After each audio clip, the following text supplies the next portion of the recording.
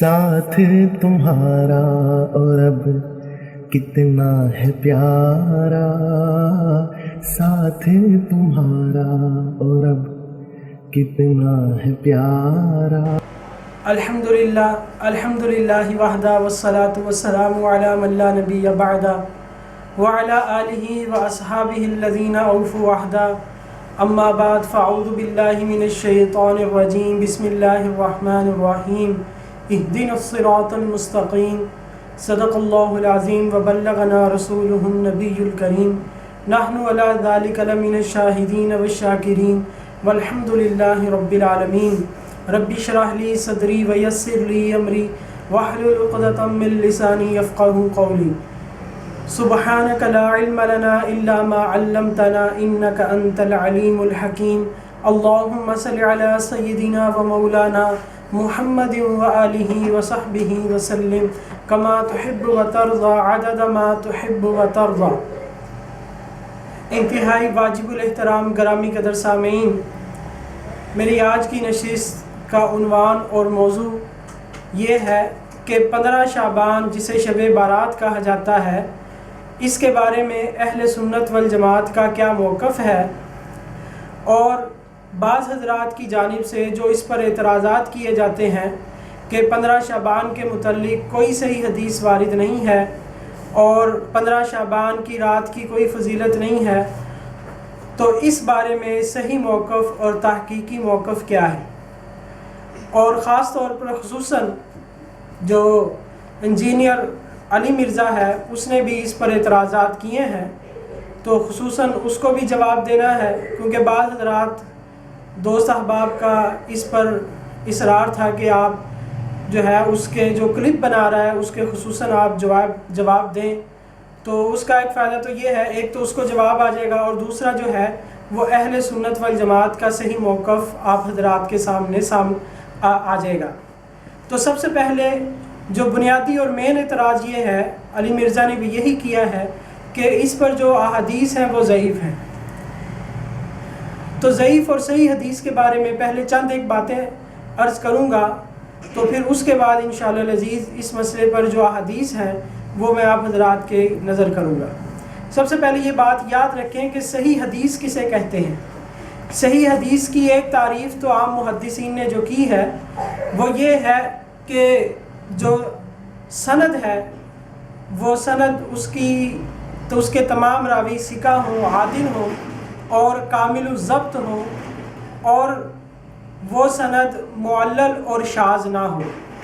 اور سند متصل ہو۔ یہ عام محدثین جو ہے یہ صحیح حدیث کی تعریف بیان فرماتے ہیں کہ صحیح حدیث اسے کہتے ہیں جس کی سند جو ہے وہ متصل ہو اور سند کے تمام راوی جو ہیں وہ عادل ہوں اور کامل الضبط ہوں، اور سند جو ہے وہ معلل اور شاذ نہ ہو۔ یہ ایک صحیح حدیث کی تعریف ہے۔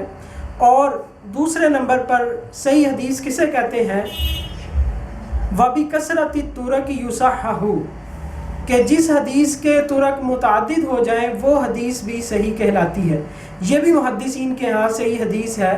تو صحیح حدیث کی دو تعریفیں ہو گئیں، ایک جو پہلے عرض کی، اور دوسرا یہ ہے کہ جب کسی حدیث کے طرق اور اسانید جو ہے وہ متعدد ہو جائیں تو وہ حدیث بھی صحیح ہوگی عند المحدثین۔ اور تیسرے نمبر پر صحیح حدیث وہ بھی شمار ہوگی اذا تلقت الامت بالقبول، کہ جس روایت کو امت نے قبول کر لیا ہو اور اس پر عمل کیا ہو تو وہ روایت اور حدیث بھی صحیح شمار ہوگی۔ چوتھے نمبر پر صحیح حدیث اسے کہتے ہیں کہ جب کوئی محدث، فقیہ یا مجتہد کسی حدیث سے استدلال کرتا ہے تو وہ حدیث بھی صحیح ہوتی ہے۔ تو یہ 4 طرح کی احادیث گویا کہ صحیح حدیث ہو گئی۔ اب اس کے لیے ضروری نہیں ہے کہ جو محدثین نے ایک شرط صحیح حدیث کی تعریف بیان کی ہے کہ جس کے تمام راوی عادل ہوں، کامل الضبط ہوں، تو صرف وہی حدیث شمار ہوگی۔ نہیں، جس حدیث کے متعدد طرق ہوں وہ بھی صحیح ہے، جس حدیث کو امت نے قبول کر لیا ہو وہ بھی صحیح ہے، اور جس حدیث سے مجتہد، محدث، فقیہ نے استدلال کیا ہو تو وہ حدیث بھی صحیح ہے۔ تو اس اعتبار سے الحمدللہ اہل سنت والجماعت احناف کی جمیع احادیث جو ہیں وہ صحیح ہیں مسائل پر۔ اس کی وجہ یہ ہے کہ ایک تو تلقی بالقبول الحمدللہ حاصل ہے، جن روایات پر اور احادیث پر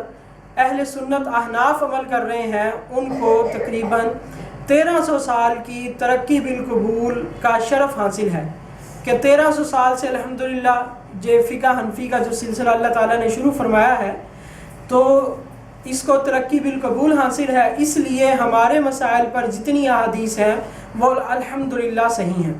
اور دوسری بات یہ ہے کہ بعض احادیث وہ ہیں کہ جن کے طرق جو ہے وہ متعدد ہیں تو اس اعتبار سے بھی صحیح ہیں۔ اور تیسرا یہ ہے کہ الحمدللہ جو احادیث ہم پیش کرتے ہیں ان سے فقہا نے، محدثین نے، مجتہدین حضرات نے ان سے استدلال کیا ہے، تو اس اعتبار سے الحمدللہ اہل سنت والجماعت احناف کی جمیع احادیث صحیح ہیں۔ یہ بیچارے ایک تعریف کو تو لے لیتے ہیں کہ جی سند و کامل الضبط ہو، سب راوی عادل ہوں، تو محدثین نے یہ جو 3 تعریفیں اور کی ہیں اور یہ 3 اصول جو اور بیان کیے ہیں یہ کہاں چلے جائیں گے؟ تو اصولی طور پر عند المحدثین و عند الفقہا الحمدللہ ہماری تمام روایات صحیح ہیں اس اصول کے اعتبار سے۔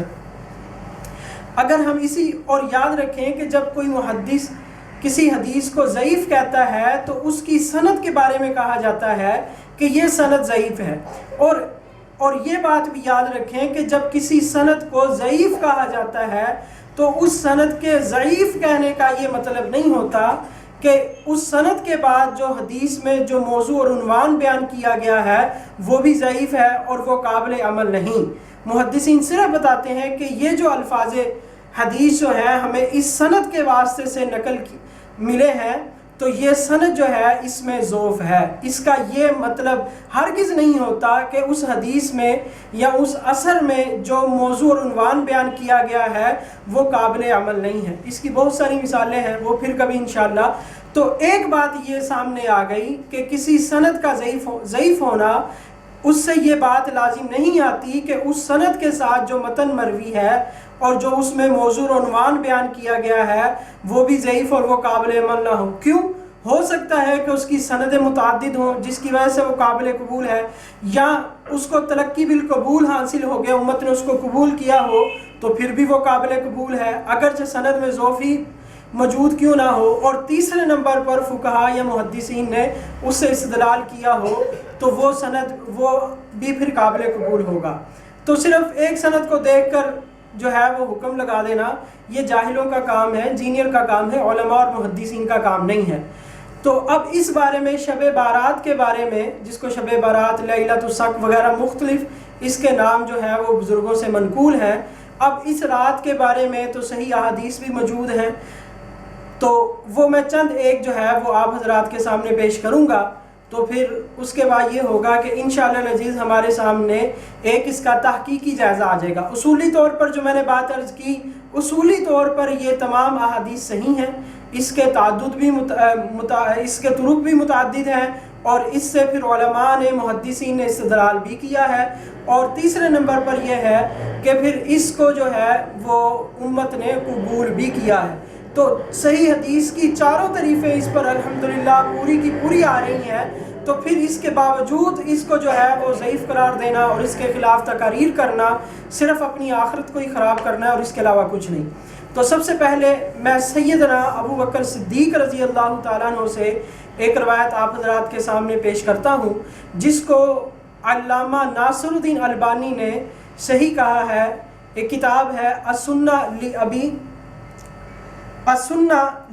ابی عاصم، یہ محدث ہیں، انہوں نے اپنی کتاب میں اس حدیث کو نقل کیا ہے اور اپنی سند کے ساتھ نقل کیا ہے، اور اس پر علامہ ناصر الدین البانی نے جو حکم لگایا ہے وہ کہتے ہیں صحیح لغیرہ، یہ حدیث صحیح لغیرہ ہے۔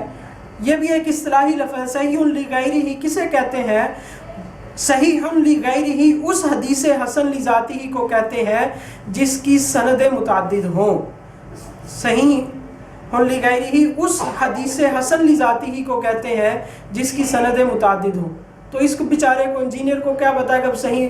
حسن لذاتہ اور کسے کہتے ہیں حسن لغیرہ اور صحیح لغیرہ کسے کہتے ہیں؟ اگر یہ پتہ ہوتا تو یہ کبھی بھی اعتراض نہ کرتا، تو بہرحال اس کو البانی نے، شیخ ناصر الدین البانی نے، جو غیر مقلدین کے ہاں ایک حجت سمجھے جاتے ہیں، انہوں نے جو ہے وہ اس پر صحیح لغیری کا حکم لگایا ہے۔ اس میں سیدنا ابو بکر صدیق رضی اللہ تعالیٰ عنہ سے روایت ہے کہ وہ فرماتے ہیں کہ نبی پاک صلی اللہ تعالیٰ علیہ وسلم نے ارشاد فرمایا کہ اللہ جل شانہ 15 شعبان کو رات کو نزول فرماتے ہیں، فَيَغْفِرُ لِكُلِّ نَفْسٍ إِلَّا إِنسَانٌ فِي قَلْبِهِ شَحْنَاءٌ أَوْ مُشْرِكٌ بِاللَّهِ، کہ اللہ تعالیٰ سوائے اس انسان کے جس کے سینے میں کینہ ہو یا وہ اللہ کے ساتھ کسی کو شریک ٹھہراتا ہو، باقی تمام انسانوں کی بخشش فرما دیتے ہیں۔ تو یہ ایک حدیث مبارکہ جس کو البانی نے صحیح قرار دیا ہے، صحیح لغیری ہی قرار دیا ہے، تو یہ حدیث مبارکہ میں نے آپ کے سامنے پیش کی۔ اب یہ جو حدیث مبارکہ ہے یہ مختلف محدثین نے اپنی سندوں کے ساتھ جو ہے وہ اس کو نقل فرمایا ہے۔ البحر الزخار میں یہ حدیثیں 2 سند کے ساتھ مروی ہیں، اور علامہ مروزی رحمۃ اللہ علیہ نے مسند ابی بکر صدیق رضی اللہ تعالیٰ عنہ میں اس کو اپنی سند کے ساتھ نقل فرمایا۔ اسی طرح یہ حدیث کشف الاستار میں اور امالی الخمیسمہ میں، اور اسی طرح یہ حدیث مبارکہ التوحید لابن خزیمہ میں علامہ ابن خزیمہ رحمہ اللہ نے اس کو نقل کیا اپنی سند کے ساتھ، اور النزول لدار قطنی رحمۃ اللہ علیہ کی کتاب ہے، اس میں انہوں نے اس حدیث کو نقل کیا۔ بہرحال 22 محدثین نے اس حدیث کو نقل کیا ہے، جس کو اختصار کی وجہ سے میں یہاں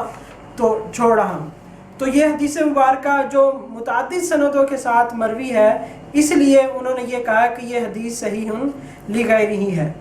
پھر اس کے بعد حضرت ابو ثعلبہ رضی اللہ تعالیٰ عنہ کی حدیث، جس کو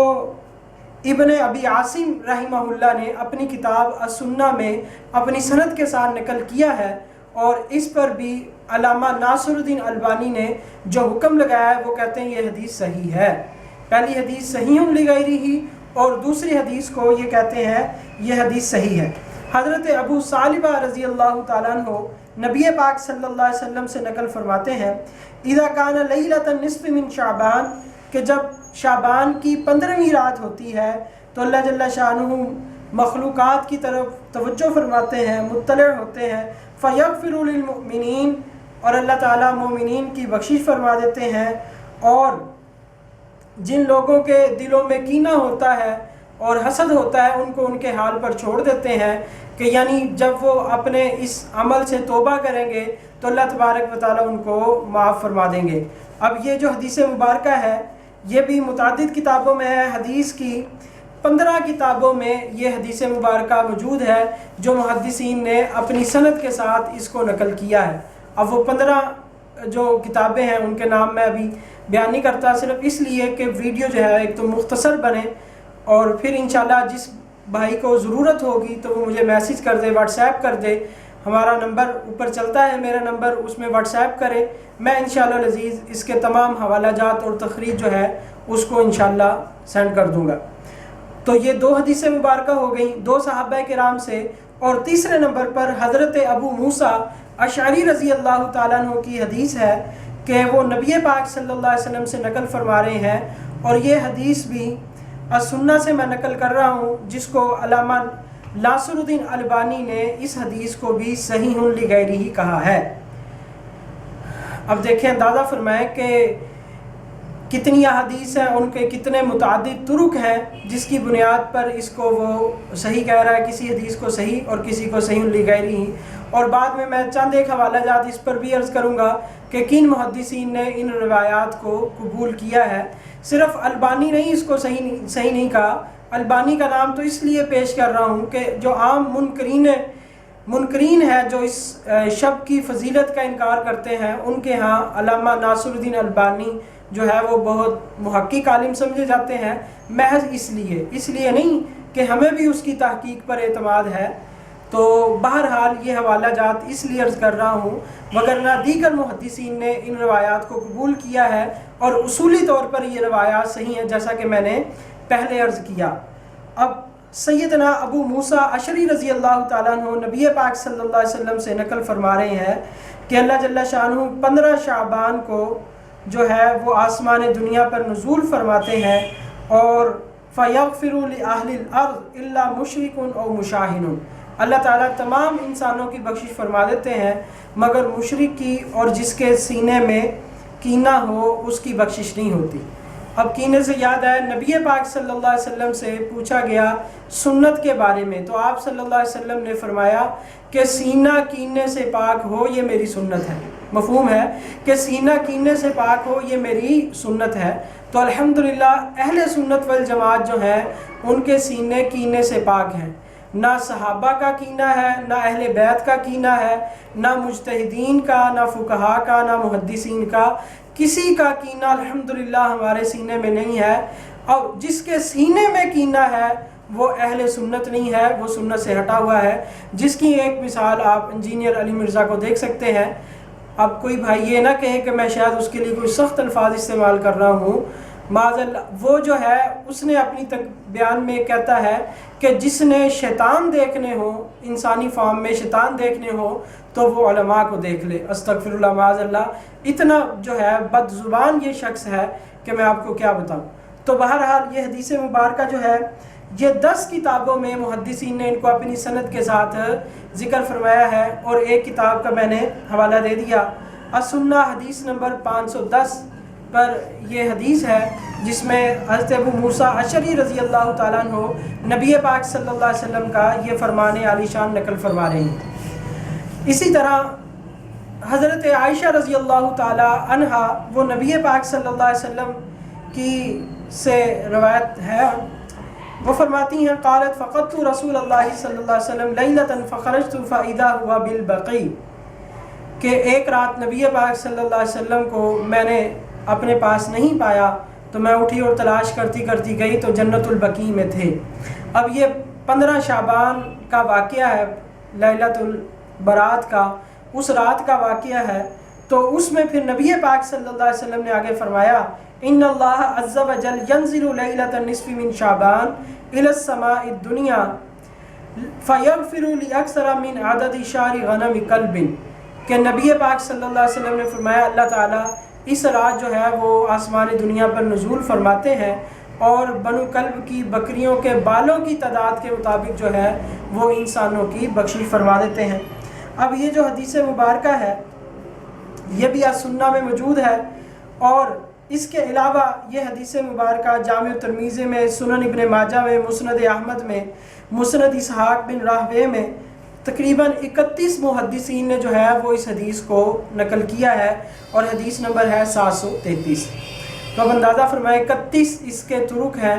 تو اب کیا پھر بھی اس حدیث کو ہم ضعیف کہیں گے؟ تو یہ بھی اصل میں انکار حدیث کا ایک نیا طریقہ ہے۔ ہر حدیث کو ضعیف کہہ کے بھی یہ صحیح ہے، ضعیف ہے، ضعیف ہے، ضعیف کہہ کے ہر حدیث کو جو ہے اس کا انکار کر دینا، تو یہ کوئی دین کی خدمت نہیں ہے، یہ اپنے ہی ایمان کو خراب کرنا ہے اور تباہ کرنا ہے۔ بھئی سند ضعیف ہے، سند اس سند کے ساتھ جو متن بیان کیا گیا ہے، جو موضوع اور عنوان بیان کیا گیا ہے وہ بھی دیکھنا ہے، کیا وہ بھی ضعیف ہے؟ بھئی وہ تو ضعیف نہیں ہے، وہ تو عند المحدثین مقبول ہے اور عند الفقہاء مقبول ہے، اور امت کا ایک تواتر کے ساتھ عمل چلا آ رہا ہے۔ اولیاء اللہ، فقہاء، مجتہدین اس رات میں عبادت کا خصوصی اہتمام کرتے تھے۔ ہاں اس رات میں کوئی خصوصی عبادت جو ہے وہ منقول نہیں ہے کہ کوئی خاص عبادت ہو کہ اتنی نماز پڑھنی ہے اور اس میں فلاں فلاں صورتیں پڑھنی ہیں، اس طرح کی نہیں۔ بس ایک فضیلت والی رات ہے، اس رات میں عبادت کی جائے جہاں تک میسر ہو، ذکر و تلاوت کیے جائے، نماز پڑھ لی جائے، دروشی پڑھ لیا جائے، کوئی بھی عبادت جو طبیعت چاہتی ہو وہ کر لے، اور اگر طبیعت نہیں عبادت کو کر رہی تو کوئی فرض واجب نہیں ہے، آرام کر لے، عشاء کی نماز جو ہے وہ جماعت سے پڑھ لے، پھر فجر کی نماز جماعت سے پڑھ لے، تو ساری رات عبادت کا اس کو بھی ثواب مل جائے گا۔ تو پھر بہرحال اگلے نمبر پر حدیث سیدنا علی المرتضی رضی اللہ تعالیٰ عنہ سے کہ وہ نبی پاک صلی اللہ علیہ وسلم سے وہ بھی نقل فرماتے ہیں۔ یہ جو ہے سنن ابن ماجہ میں حدیث نمبر 1378،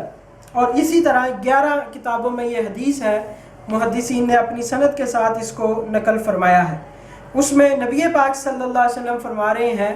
کہ جب 15ویں شعبان ہوتی ہے تو آپ صلی اللہ علیہ وسلم نے فرمایا فقوموا لیلہا وصوموا نہارہا، تو رات کو قیام کرو اور دن کا روزہ رکھو۔ پھر آگے لمبی حدیث ہے کہ اللہ تعالیٰ فرما رہے ہیں کہ حل من مستغفر فاغفر لہ، ہے کوئی بخشش طلب کرنے والا جس کی میں بخشش کروں، الا مسترزق فارزقہ، کوئی ہے رزق طلب کرنے والا جس کو میں رزق دوں۔ تو یہ حدیث مبارکہ سیدنا علی المرتضیٰ رضی اللہ تعالیٰ عنہ سے حدیث مبارکہ کی 11 کتابوں میں موجود ہے۔ پھر اس کے بعد حضرت عبداللہ بن عمر رضی اللہ تعالیٰ عنہ سے حدیث ہے جس میں نبی پاک صلی اللہ علیہ وسلم نے ارشاد فرمایا کہ 15 شعبان کو اللہ تعالیٰ جو ہے وہ مومنین کی بخشش فرماتے ہیں سوائے کینہ پرور کے، اور جو قاتل نفس ہو اس کی بخشش نہیں فرماتے۔ یہ بھی حدیث مبارکہ مسند احمد میں موجود ہے۔ اور پھر اس کے بعد سیدنا معاذ بن جبل رضی اللہ تعالیٰ عنہ سے حدیث ہے کہ آپ صلی اللہ تعالیٰ علیہ وسلم نے ارشاد فرمایا کہ اللہ جل شانہ 15 شعبان کو بخشش فرماتے ہیں الا لمشرکین او مشاہن، سوائے مشرک کے اور مشاہن کے، یعنی جس کے سینے میں کینہ ہو اللہ تعالیٰ اس کی بخشش نہیں فرماتے۔ یہ حدیث مبارکہ صحیح ابن حبان میں ہے، اور صحیح ابن حبان میں انہوں نے اپنی سند کے ساتھ بیان کیا ہے، اور یہ حدیث مبارکہ بالکل صحیح اور درست ہے۔ اور یہ حدیث مبارکہ 20 محدثین نے اپنی کتابوں میں اپنی سند کے ساتھ اس حدیث کو نقل کیا ہے۔ پھر اس کے بعد سیدنا عوف رضی اللہ تعالیٰ عنہ سے مروی ہے کہ نبی پاک صلی اللہ تعالیٰ علیہ وسلم نے ارشاد فرمایا کہ اللہ جل شانہ 15 شعبان کو مخلوقات کی طرح متوجہ ہوتے ہیں، فَيَغْفِرُ لَهُمْ كُلِّهِمْ، اللہ تعالیٰ ہر ایک کی بخشش فرماتے ہیں، إِلَّا لِمُشْرِكٍ أَوْ مُشَاهِنٍ، مگر مشرک اور مشاہن کی بخشش نہیں فرماتے۔ مسند بزار اور کشف الاستار اور امالی جوہری کی اس میں یہ حدیث موجود ہے۔ تو یہ میں نے اختصاراً عرض کیا۔ اب اس سے یہ معلوم ہو گیا کہ اس رات کو ایک فضیلت حاصل ہے، اور یہ عام راتوں کی طرح رات نہیں ہے، بلکہ اس رات میں عبادت کا کچھ اہتمام بھی کرنا چاہیے اور دن کا روزہ بھی رکھنا چاہیے۔ خصوصی جو ہے وہ اللہ تعالیٰ کی رحمتیں اس رات کو نازل ہوتی ہیں، تو جو اس رات سے عبادت میں روکتا ہے، منع کرتا ہے، تو وہ اللہ تعالیٰ کی رحمت سے ہی روک رہا ہے۔ تو بہرحال جو ہے وہ ان احادیث کے مجموعے سے یہ بات ثابت ہوئی کہ اس رات میں برکت ہے اور فضیلت ہے، اور اس کا انکار کرنا جو ہے وہ سراسر خسران ہے، اور خسر الدنیا والآخرہ کا یہ موجب ہے۔ پھر اس کے بعد جو ہے وہ چند ایک باتیں میں عرض کرتا ہوں کہ محدثین نے ان روایات کے بارے میں کیا کہا ہے۔ عباد بن عوام رحمہ اللہ فرماتے ہیں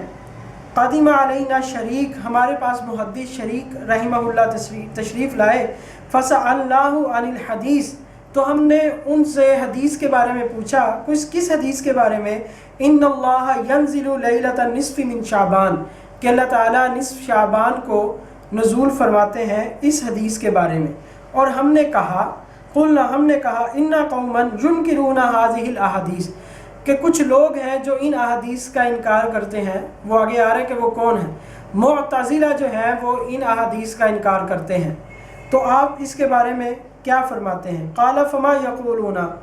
تو انہوں نے پوچھا بھی کیا کہتے ہیں اس حدیث کے بارے میں؟ قلنا یطعنون فیہا، کہ اس میں طعن کرتے ہیں کہ یہ حدیثیں صحیح نہیں ہے۔ فقال ان الذين جاءوا بهذه الاحاديث هم الذين جاءوا بالقرآن،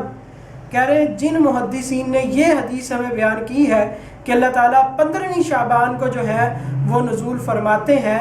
انہی محدثین نے ہمیں یہ بیان کیا ہے کہ قرآن جو ہے وہ حق ہے، وہی محدثین نے ہم تک قرآن پہنچایا ہے۔ وَبِأَنَّ الصَّلَوَاتِ خَمْسٌ، اور انہوں نے ہمیں بتایا ہے کہ نمازیں 5 ہیں۔ وَبِحَجِّ الْبَيْتِ وَبِصَوْمِ رَمَضَانَ فَمَا نَعْرِفُ اللَّهَ إِلَّا بِهَذِهِ الْأَحَادِيثِ، اور کہتے ہیں کہ انہی محدثین نے جو ہمیں یہ کہہ رہے ہیں کہ 15 شعبان کی یہ فضیلت ہے، وہ انہی محدثین کے کہنے پر ہم نے قرآن کو مانا ہے، نمازوں کو مانا ہے، حج کو اور روزوں کو مانا ہے۔ تو مطلب کہنے کا یہ ہے کہ اگر اس رات کی فضیلت کا انکار کرنا ہے تو پھر تو نماز اور روزوں کے بھی انکار کر دیا جائے، کیونکہ وہ بھی جو ہے وہ انہی محدثین سے وہ چیزیں بھی مروی ہیں۔ پھر اس کے بعد آگے ایک دوسرے یہ جو عبارت جو میں نے پڑھی ہے، السنہ عبداللہ بن احمد بن حنبل رحمہ اللہ کے بیٹے کی کتاب السنہ، اس میں یہ جو ہے یہ روایت موجود ہے۔ پھر اس کے بعد علامہ ابن تیمیہ رحمہ اللہ وہ ان احادیث کے بارے میں کیا فرماتے ہیں؟ وہ فرماتے ہیں کہ نصف شعبان کی رات کی فضیلت میں اتنی احادیث اور آثار مروی ہیں جن سے معلوم ہوتا ہے کہ اس کو فضیلت حاصل ہے، اور بعض سلف نے اس رات کو نماز کے لیے خاص کیا ہے۔ علامہ ابن تیمیہ رحمہ اللہ جو شرک اور بدعت کے سخت مخالف تھے، اگر اس میں شرک یا بدعت کا کوئی یا ناجائز ہونے کا کوئی شائبہ پایا جاتا تو وہ ضرور ان چیزوں کا انکار فرماتے اور اس پر رد کرتے۔ تو معلوم ہوا وہ بھی اس چیز کو جو ہے وہ تسلیم کر رہے ہیں کہ اس رات کو کچھ نہ کچھ فضیلت حاصل ہے۔ فیض القدیر جلد 2 صفحہ 317۔ اسی طرح غیر مقلدین کے بہت بڑے محدث علامہ عبد الرحمن مبارک پوری وہ تحفۃ الحافظی میں کیا لکھتے ہیں؟ کہتے ہیں یہ احادیث اپنے مجموعہ کے اعتبار سے ان لوگوں کے خلاف حجت ہے جو یہ کہتے ہیں کہ نصف شعبان کی رات کی فضیلت میں کچھ ثابت نہیں۔ تو یہ بالکل واضح ثبوت مل گیا۔ پھر اس کے بعد جو ہے علامہ ناصر الدین البانی نے ایک اور بات کہی، وہ کہتے ہیں سلسلہ احادیث صحیحہ میں حدیث صحیح کہ یہ حدیث صحیح ہے، روی عن جماعت من الصحابۃ من طرق مختلفہ یشد بعضها بعضا، کہ یہ جو ہے یہ مضمون جو 15 شعبان کا مضمون ہے یہ صحابہ کرام رضی اللہ عنہم اجمعین کی ایک جماعت سے مروی ہے اور مختلف طرق سے مروی ہے، اور جب کوئی چیز مختلف طرق سے مروی ہو، مختلف سندیں ہوں، تو بعض سندیں بعض کو قوی کر دیتی ہیں، اور نتیجتاً کیا ہوا کہ یعنی یہ جو مضمون نقل کیا جا رہا ہے یہ بالکل صحیح اور درست ہے، اس کے انکار کی کوئی بھی گنجائش باقی نہیں رہتی۔ اور پھر صحابہ کے نام انہوں نے چند ایک کے گنائے جن کی میں نے روایتیں پڑھیں، حضرت معاذ بن جبل، ابو ثعلبہ رضی اللہ تعالیٰ عنہ، عبداللہ بن عمر رضی اللہ تعالیٰ عنہ، ابو موسیٰ عشری رضی اللہ تعالیٰ عنہ، سیدنا ابو ہریرہ رضی اللہ تعالیٰ عنہ، سیدنا ابو بکر صدیق، حضرت عوف بن مالک رضی اللہ تعالیٰ عنہ، اور حضرت عائشہ رضی اللہ تعالیٰ عنہا۔ اور اس کے علاوہ جو ہے وہ اور بھی اس پر دلائل موجود ہیں، محدثین نے جو اس رات میں اہتمام کیا ہے وہ ایک پوری فہرست ہے۔ تو بہرحال اس سے یہ معلوم ہو گیا کہ اس رات کا جو ہے انکار نہیں کیا جا سکتا، اس رات کی فضیلت کا انکار نہیں کیا جا سکتا۔ آج کل جو حال جو ہے نہ کسی سے علم پڑھا نہ سیکھا، نہ علم میں رسوخ ہے، تو وہ اٹھ کر جو ہے وہ لا علمی میں اور اپنی جہالت میں ایسے مسئلے بیان کرتے ہیں جس سے کئی احادیث کا انکار لازم آتا ہے، اور بعض دفعہ قرآن پاک کی آیات کا بھی انکار کر رہے ہوتے ہیں اور اس کو بڑی خدمت دین سمجھتے ہیں۔ یہی حال مرزا جو ہے اس مرزے کا ہے، چھوٹے مرزے کا، کیونکہ وہ بڑا مرزا تھا وہ بھی تحریفات کرتا تھا، اور یہ چھوٹا مرزا ہے یہ اپنے حساب سے کرتا ہے۔ تو بہرحال یہ جہالت کی وجہ سے یہ دیکھیں کتنی احادیث کا انکار کر رہا ہے۔ اسی طرح جو پہلے میں نے زبردستی کی طلاق پہ جو اس نے انکار کیا تھا تو وہ میں نے احادیث پیش کی تھی، ان میں بھی حدیثوں کا یہ انکار کر رہا ہے، اور اسی طرح دیگر مسائل میں آپ حضرات کو معلوم ہوتا چلا جائے گا جو مسائل میں عرض کرتا چلا جاؤں گا کہ یہ کن احادیثوں کا انکار کر رہا ہے۔ یہ وہی مثال ہے کہ لوگ جاہلوں کو سردار بنائیں گے اور ان سے مسئلے پوچھیں گے، وہ فتوے دیں گے بغیر علم کے، تو خود بھی گمراہ ہوں گے اور دوسروں کو بھی گمراہ کریں گے۔ اور یہاں میں ایک بات آپ کو بتا دوں، قرآنی نسخہ یہ ہے کہ فَاسْأَلُوا أَهْلَ الذِّكْرِ إِن كُنتُمْ لَا تَعْلَمُونَ، کہ مسئلے اور مسائل جو ہیں وہ علماء سے پوچھے جائیں۔ یہ عالم نہیں ہے، یہ انجینئر ہے، اور اس کو کسی بھی فن میں جو ہے وہ مہارت حاصل نہیں ہے، نہ حدیث کے بارے میں، کوئی حدیث جو ہے یہ عربی میں نہیں پڑھتا، کوئی اصول عربی میں نہیں پڑھتا، اور جو ہے اردو کی چند ایک کتابیں جو ہے وہ دیکھ لیتا ہے اور اس سے جو ہے وہ مسئلہ اپنی ایک رائے قائم کرتا ہے، اور اس اپنی ایک رائے کو حتمی شمار کرتا ہے۔ اس رائے کے خلاف قرآن کی آیت آ جائے، حدیث آ جائے، اجماع امت آ جائے، سب کا انکار کر دیتا ہے۔ تو اللہ تعالی ہم سب کی جو ہے وہ حفاظت فرمائے خود رائی سے، تکبر سے، اور اللہ جل شانہ ہمیں کتاب و سنت پر چلنے کی توفیق نصیب فرمائے۔